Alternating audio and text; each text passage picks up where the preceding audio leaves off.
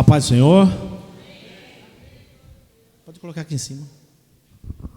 Pode nos assentar. Feliz em estar mais um dia nessa casa de oração. Agradecer a Deus, por mais este dia, por mais esse fim de semana, por mais um dia poder dizer que Ele tem sido bom, tem sido maravilhoso, Nós vamos passando pela prova, mas sempre dando glória a Deus, como dizia nosso irmão Lázaro, passando pela prova, dando glória a Deus. As coisas não têm sido fáceis, para ninguém. As perseguições, elas continuam, são sempre persistentes, Ao sair de casa agora, estava vendo o pessoal pintando a rua por causa da Copa, todo mundo animado, Muito legal, bonito, mas vocês têm visto que as ruas não estão sendo pintadas, Porque tem uma taxa a ser paga e cada desenho são R$15. E se o responsável não pagar esse valor, ele não consegue pintar. Se ele pintar, depois que terminar a Copa, ou depois que o Brasil for eliminado, ele tem que remover tudo o que ele fez. Então é recomendado que seja feito com pintura lavável, E se não for feito isso depois, a multa é um pouquinho salgada. Deus tem feito maravilhas no meio de nós, e nós temos que estar sempre agradecidos a Ele por tudo. Amados, eu elenquei antes de começar algumas curiosidades que tenho visto, muitas das vezes na correria do dia a dia. Pode ser que vocês não tenham visto, mas pode ser que vocês até saibam mais, Mas as crianças com síndrome de Down não irão mais nascer, porque os cientistas japoneses conseguiram remover o cromossomo associado a essa condição. Então, a partir de um determinado momento, essas crianças não irão mais nascer. Primeira córnea 3D foi criada e já colocou e deixou um cego com visão. A doutora Tatiana Coelho criou uma vacina que reconecta a medula de paraplégicos e com isso devolve os movimentos de quem é paraplégico. Cientistas brasileiros criaram uma vacina que desativa o efeito da crack na mente. Então, a partir do momento que a pessoa toma a vacina, ela começa a não ter mais a dependência mental em relação ao crack, à cocaína. Cria-se uma barreira. Olha quantas coisas boas Deus tem permitido. Até o final de 2026, deste ano, estarão disponíveis para venda um colírio que corrige a visão de perto. Quem tem necessidade de óculos para perto, vai ter um colírio que vai corrigir isso. Que maravilha! Deus tem permitido coisas maravilhosas. Não vem me dizer, eu não sei valores, isso aí é uma coisa que eu não consegui fazer levantamento, mas esse colírio até o final do ano já vai estar à venda. Outra coisa maravilhosa, a França desenvolveu um coração que vai bater para o resto da vida. Não vai precisar de doador. A pessoa vai morrer de outras enfermidades, mas por causa do coração não mais. Então, quem estiver na fila do coração, a partir de um determinado momento, a França vai começar a disponibilizar esses corações. Cientistas criaram um mini pâncreas. É uma peça pequenininha que vai colada na pessoa e que essa peça vai fazer com que a pessoa comece a produzir insulina. Então, Deus tem cuidado de nós através da ciência. Deus tem cuidado de nós nos pequenos, nos mínimos detalhes. Não deixando a nossa congregação, como é de costume de alguns, antes admoestando-nos uns aos outros, e tanto mais quanto vedes que se vai aproximando aquele dia. Qual é aquele dia? Que o nosso mestre virá.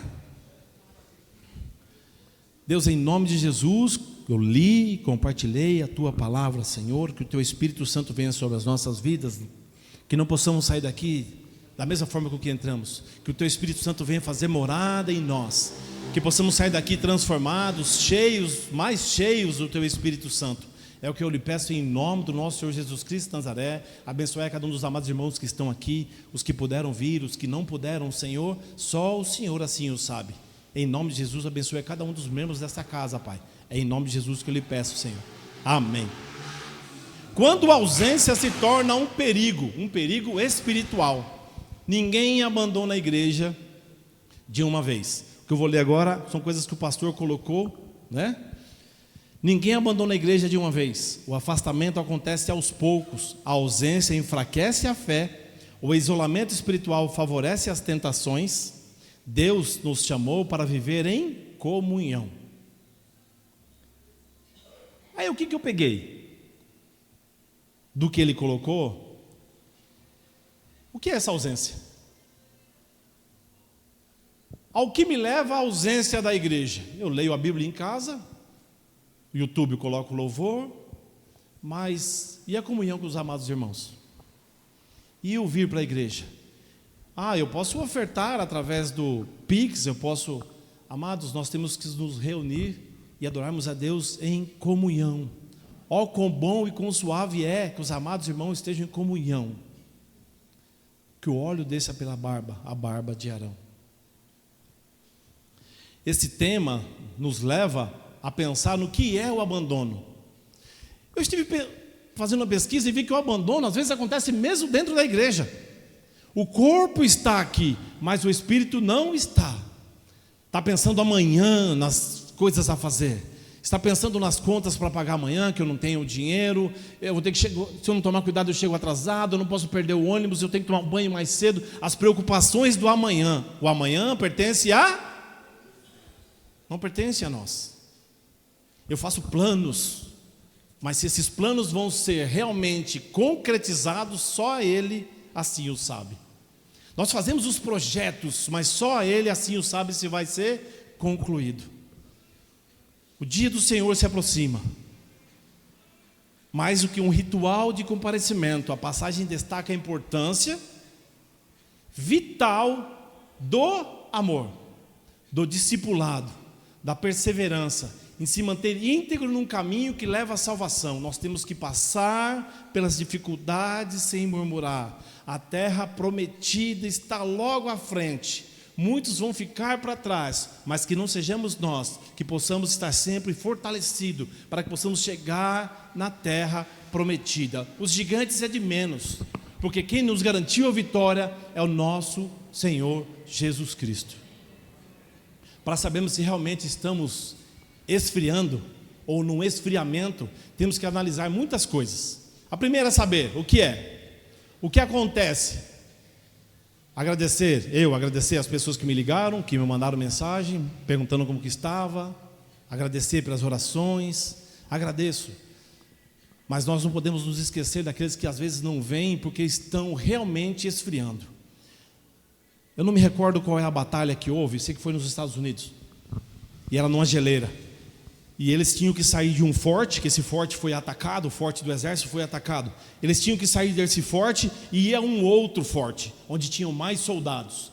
Então o capitão, o general, pegou e avisou os soldados: olha, nós vamos ter que atravessar até lá, é longa a distância, é muito gelo, mas nós não podemos parar de forma nenhuma, porque quem parar vai morrer. De 100 e poucos soldados, chegaram apenas 52, se não me engano, no outro forte. Os outros morreram. Não tem como socorrer, não tem remédio, porque é o frio. Quando nós paramos no meio da dificuldade, nós perdemos o foco, que é Jesus Cristo, e começamos a prestar atenção no inimigo.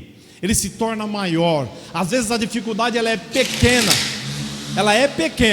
mas se torna muito grande porque nós maximizamos ela. Temos que tomar muito cuidado com essa, nós temos que ser mais sensíveis a isso. E uma pessoa que está nesse ponto, ela chora, ela entra em desespero, ela abandona a família, ela se suicida. Não venham aqui apontar o dedo para ninguém. Quem sou eu? Estou aqui para julgar ninguém e nem para ser julgado. Pego nesse microfone com responsabilidade. Todas as pessoas que sobem aqui têm que ter a responsabilidade de compartilhar a palavra de Deus. Essas cadeiras podiam estar com mais pessoas para ouvir a palavra de Deus. Não estão aqui. Mas por que não estão aqui? Porque não foram evangelizadas ainda? O que são da igreja vieram no culto de manhã? Por que essas cadeiras estão vazias? Eu não tenho compartilhado a palavra de Deus com o meu próximo? Nós não podemos esfriar, abandonar. Nós não podemos nos afastar de Deus de forma nenhuma. Com a palavra que diz em Mateus 24:12, diz que e por se multiplicar a iniquidade, o amor de muitos esfriará. E tendo esse conhecimento, as situações, as atitudes não podem nos levar ao esfriamento, porque o amor de muitos esfriarão.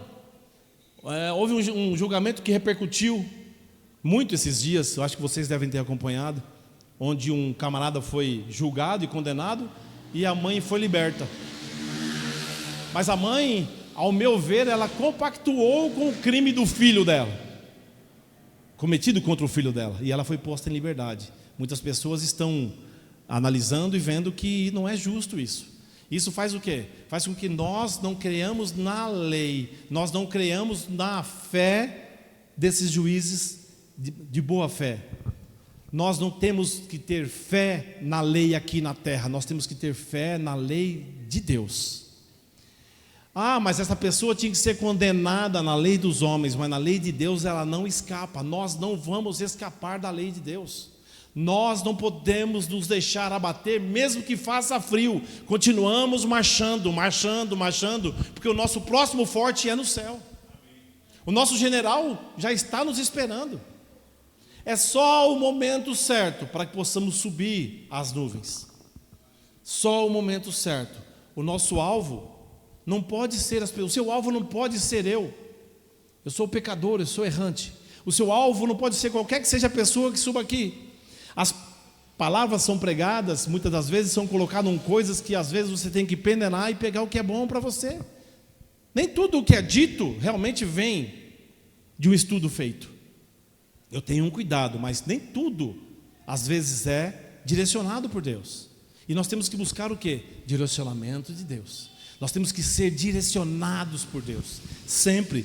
Todos e tudo irão prestar contas a Deus. Todos nós iremos.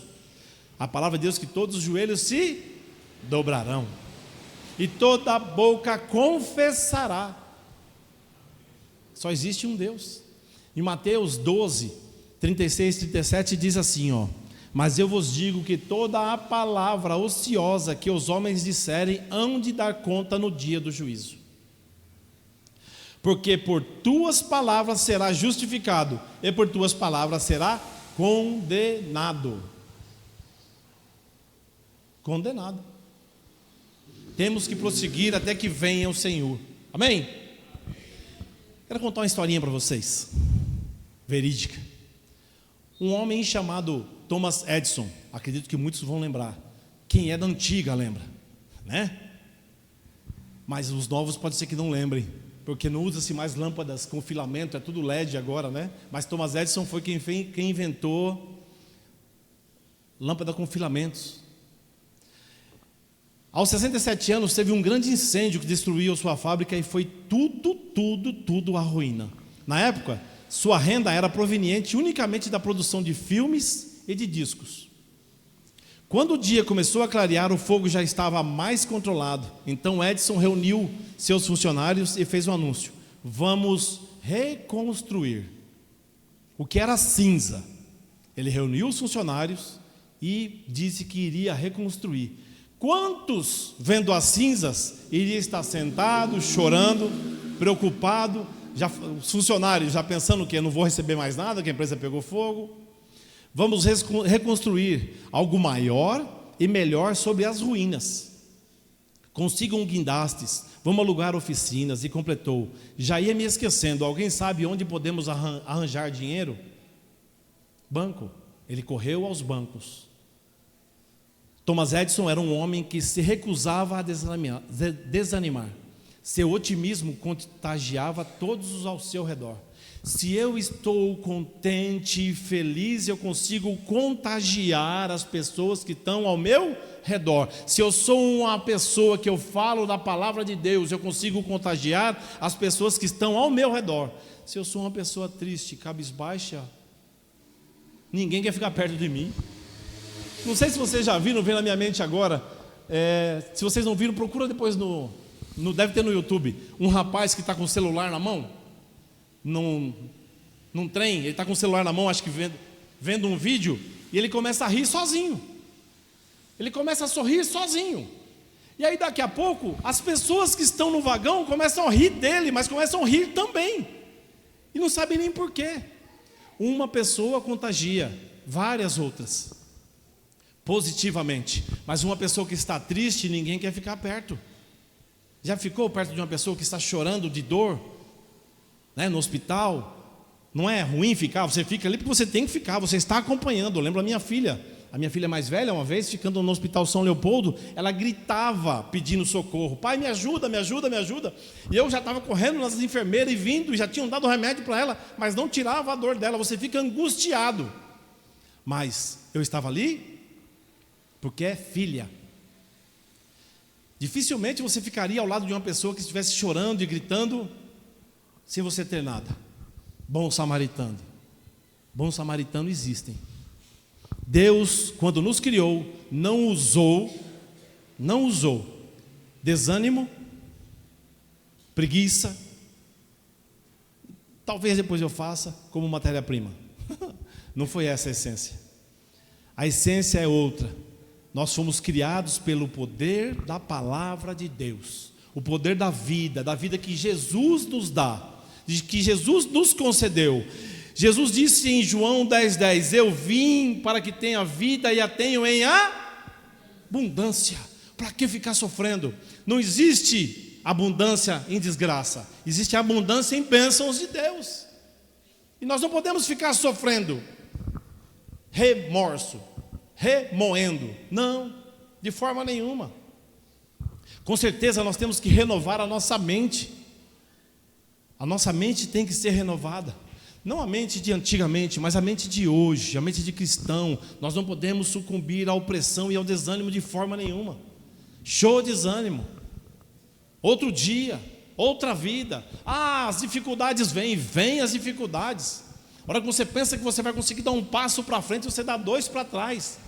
Mas dê os 2 para trás, dando glória a Deus.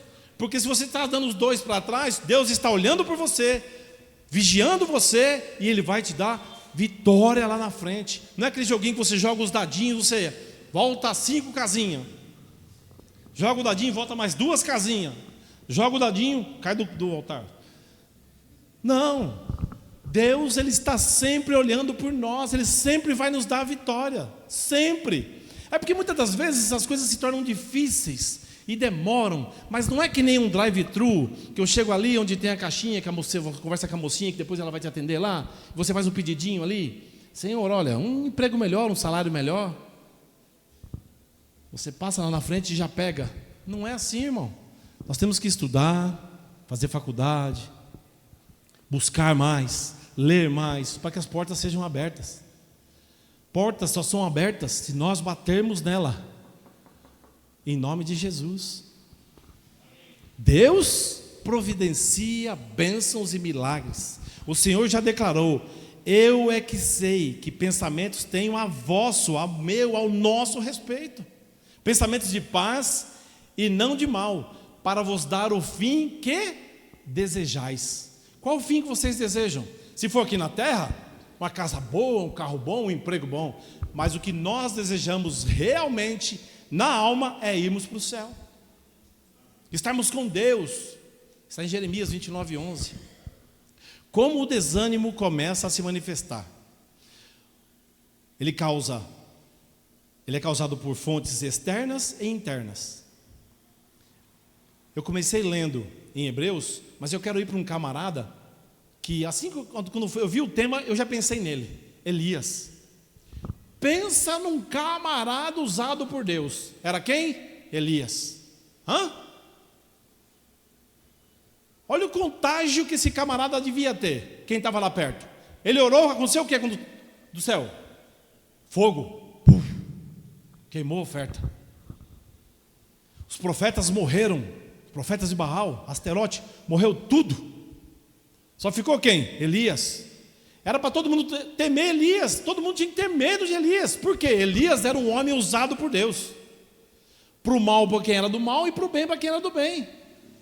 É para chover? Chova. Sol? Sol. Elias era um homem usado por Deus, um profeta de Deus. Em 19 de Reis, justamente o versículo 9, ele entra numa caverna e passou a noite. E a palavra do Senhor veio a ele: o que você está fazendo aqui? Nessa parte, Elias, sabendo que Jezabel, a esposa de Acabe, queria acabar com a vida dele, depois de tudo que ele fez, do fogo ter descido, dos profetas terem morrido, Jezabel queria acabar com a vida dele. O que ele fez? Ele fugiu. Ele fugiu. Você tem noção de uma coisa dessa? De um camarada que orando a Deus aconteciam as coisas, Deus via que realmente era necessário acontecer, ele fugiu e foi se esconder numa caverna, irmãos. E olha que a caverna não era perto não, ele andou dias até chegar na caverna. Dias. Ele fugiu, com medo de quem? Da Jezabel, que o Acabe não ia fazer nada com ele, que o Acabe era um banana. O Acabe fazia tudo que Jezabel queria. Quem era ruim na história mesmo, era a bendita da Jezabel. Elias, se sentindo ameaçada por Jezabel, que estava decidida a matá-lo, foge de uma situação. Mas como um homem que orando a Deus, o fogo desce, como foi no capítulo 18, fala isso, como que um camarada foge? No mesmo capítulo os profetas morreram, mesmo capítulo 18. E no 19 ele foge. Existem várias situações que nós temos que encarar de frente. Várias. Os problemas aparecem e nós temos que encarar de frente. Dá vontade de dar meia volta e foi... É lógico que dá vontade. É tanto problema que vai aparecendo que nós temos que fazer o quê? Meia volta e correr. Não, nós temos que enfrentar. Porque se você não enfrentar esse problema hoje, amanhã aparece outro. Amanhã aparece outro. Amanhã aparece outro. E você não resolveu o primeiro. E aí vira um monte de coisas para ser resolvidas. Às vezes não é que é um problema. Não, são coisas para ser resolvidas. Coisas. Quer ver coisas para ser resolvidas? Muda de casa. Você vê o tanto de coisa que tem para fazer? Aparece tanta coisa para fazer. Mas uma coisa que denota, que mostra que você está desanimado é a sonolência constante. Falta de apetite. A sonolência, a não vontade, a vontade de ficar em casa deitado, e a falta de apetite, a falta de ouvir uma palavra, a falta de ler a palavra, a falta de ouvir o louvor, isso é a falta de apetite e a sonolência. Nós não podemos cair nessa. Geralmente os sinais mais frequentes de quem está sendo vencido pela tristeza e pelo desânimo, nesse estágio, é quando a pessoa começa a sentir o sono e a falta de apetite, começa a não ter ânimo para mais nada. Geralmente os sinais mais frequentes de quem está sendo vencido pela tristeza e pelo desânimo, nesse estágio é quando a pessoa começa a sentir esse sono, essa sonolência, e ali vai ficando. Imagina esses soldados que iriam atravessar de um forte ao outro, a preguiça e a sonolência que eles foram sentindo. Muitos morreram e nem sentiu que morreu. Na preguiça. Vou ficar quietinho aqui, porque aqui eu vou ficar quentinho. Não. Se você ficar quietinho no quentinho, daqui a pouco o frio que está ao seu redor toma conta. Já ouviu falar que a brasa longe do braseiro, ela se apaga? Fugir da situação. Quem deveria enfrentar a situação com a Jezabel? Elias. O que ele devia fazer? Pedir ajuda a quem? A Deus. Não, ele se levanta e vai se esconder numa caverna. Se esconder debaixo da coberta, se esconder no quarto. De forma nenhuma nós podemos cair numa situação como essa. Que isso sirva de lição para nós. Que possamos ter a vida e essa situação que Elias passou, que nós possamos ter isso como lição para as nossas vidas. Fácil é saber que caiu fogo do céu, que os profetas morreram, mas de que Deus está a ouvir as orações, mas quando nós precisamos orar a Deus, às vezes nós temos preguiça de orar a Deus, ou nós estamos tão abatidos, tão desanimados que nós não queremos orar a Deus, e aí o inimigo toma conta. A Bíblia nos orienta ao quê? Fugir da aparência do mal. Fugir da aparência do mal, não fugir de uma batalha, não fugir do inimigo. Eu fiz um laboratório essa semana. Conversei com um camarada que tentou suicídio. Ele é amigo meu, de trabalho. Converso muito com ele. Um camarada que conhece da palavra de Deus, que vocês ficariam de boca aberta. Livros, ele me doou livros que ele já leu lá em casa. Se eu não me engano, eram 3 caixas grandes de livros que ele já leu. Ele dá aula na escola dominical, fez faculdade de teologia, terminou teologia, fez mestrado. Ele tentou o suicídio, porque ele se envolveu numa situação, e que essa situação fez com que ele tentasse o suicídio. Ele tentou suicídio por 3 vezes, ele me disse, no mato, e por 2 vezes apareceu 2 casais, e uma vez apareceu um cachorro, que ele tentou entrar na água e o cachorro acompanhou ele. E aí ele ficou com dó do cachorro, voltou para o carro. Depois ele tentou suicídio, depois tomando um produto. Mas graças a Deus ele está bem, e hoje ele falou que ele jamais, que ele falou que não sabe onde estava a cabeça dele, ele jamais faria isso de novo. Elias queria morrer. Ele andou um dia, deitou debaixo de uma árvore e pediu para Deus que ele queria morrer. Tamanha a aflição e a depressão que ele estava, o desânimo que ele estava, após um dia andando, cansado, ele deitou debaixo da árvore e falou: Senhor, eu quero agora morrer, o que eu mais quero é isso. Porque morrendo, todos os problemas se acabaram. Não é o que a gente pensa? Morreu. Acabou os problemas.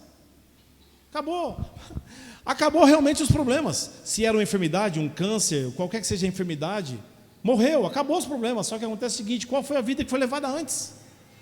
Que vida levava antes? É uma vida que realmente era digna de salvação? Aí realmente acabou. Agora, se não, amargurado, depressivo, dificilmente conseguiria uma salvação.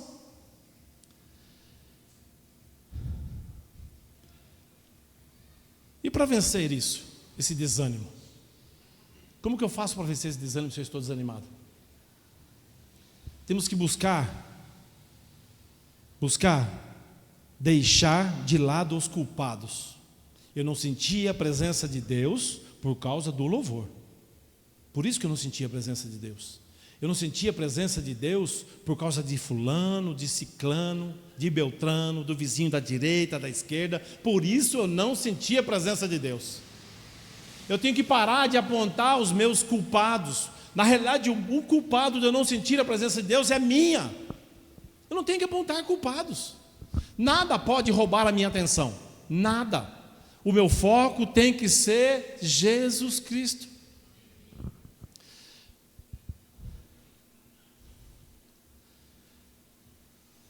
Lembramos de que temos ainda uma coisa para viver com Deus.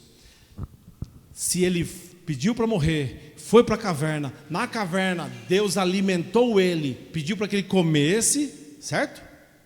Na árvore ele pediu para que ele comesse e fosse. Comeu, bebeu, o anjo deu comida para ele, ele foi. Na caverna ele foi alimentado.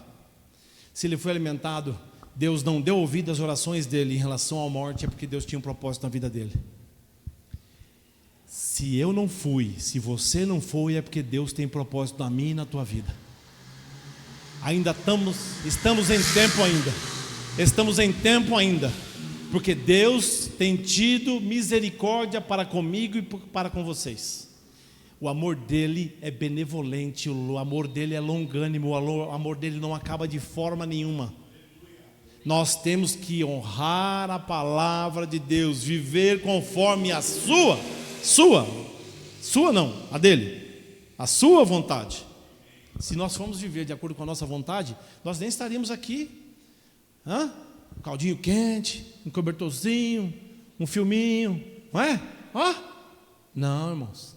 Vamos louvar a Deus, agradecer a Deus por todas as bênçãos que Ele tem colocado em nossas vidas, na minha, na tua, todos os livramentos que Ele tem nos dado, tudo de bom que nós temos recebido de Deus, nós temos que honrar a Ele. É nos dízimos, nas ofertas, no louvor, nós temos que honrar a Deus. Nós temos que honrar a Deus. Vamos vencer esse desânimo saindo da caverna, saindo de debaixo das cobertas. Vamos enfrentar o frio, que seja o calor, vamos enfrentar. Não é nosso inimigo, nem o frio, nem o calor, mas tem inimigo aí para ser vencido, para ser enfrentado. Vamos colocar ele no chão, pisar na cabeça dele, cortar a cabeça da serpente e vamos embora. Os israelitas rejeitaram a aliança, quebraram os altares e mataram os profetas à espada. Isso é bênção na época. Só o único que sobrou naquela época, quem? O Elias. Coitadinho dele, ficou em depressão. Vamos vencer o nosso desânimo.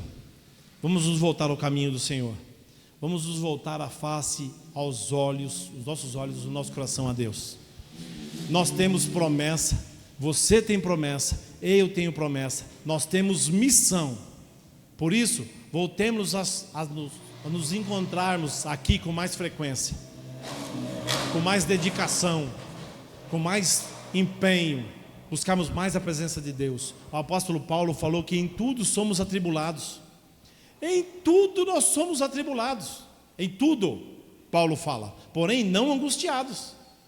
Nós somos atribulados. No mundo tereis aflições, nós temos atribulações, mas nós, porém, não somos angustiados, perplexos, porém não desanimados, perseguidos, porém não desamparados, abatidos, porém não destruídos, levando sempre o corpo, o morrer de Jesus, para que também a sua vida se manifeste em nosso corpo. 2 Coríntios, do 4 ao 8.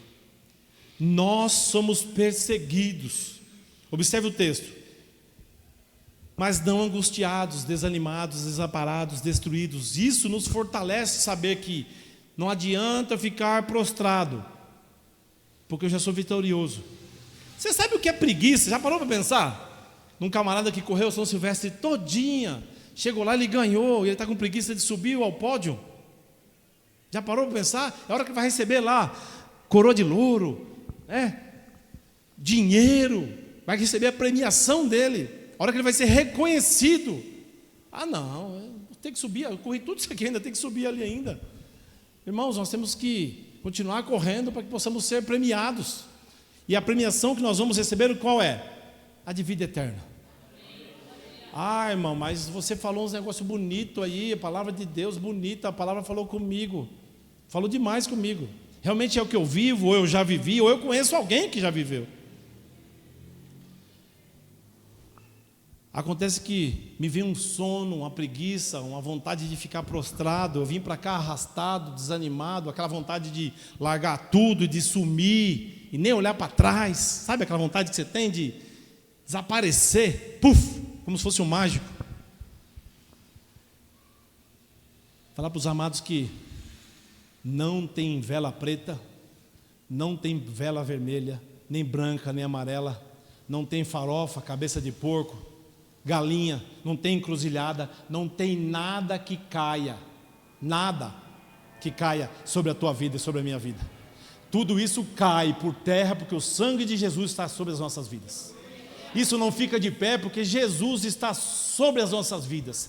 Jesus está sobre o meu lar, sobre o teu lar, sobre os nossos filhos, os netos, sobre os nossos parentes, sobre o nosso vizinho da direita, da esquerda, sobre o vizinho da frente. Jesus, hei de fazer um milagre na vida desse homem, em nome de Jesus. Não tem magia negra que não caia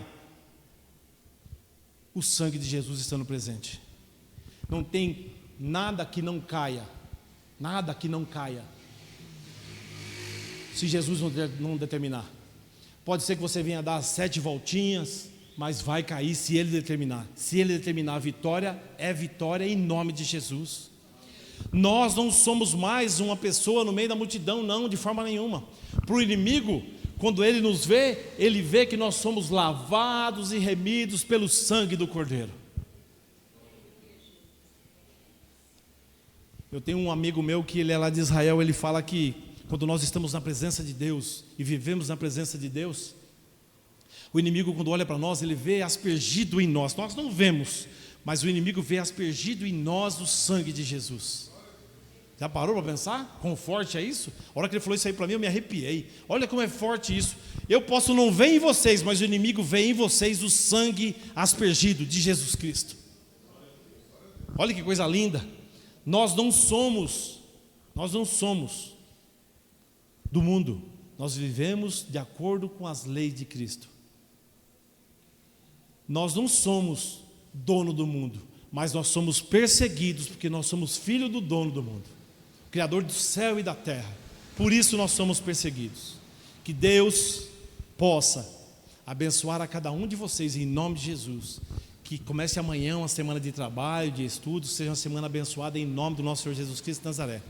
Que todo o desânimo, toda a preguiça, toda a má vontade seja substituída pelo Espírito Santo. Que o Espírito Santo venha fazer morada dentro de vocês, dentro de mim, dentro de cada um dos nossos familiares, dentro da nossa família.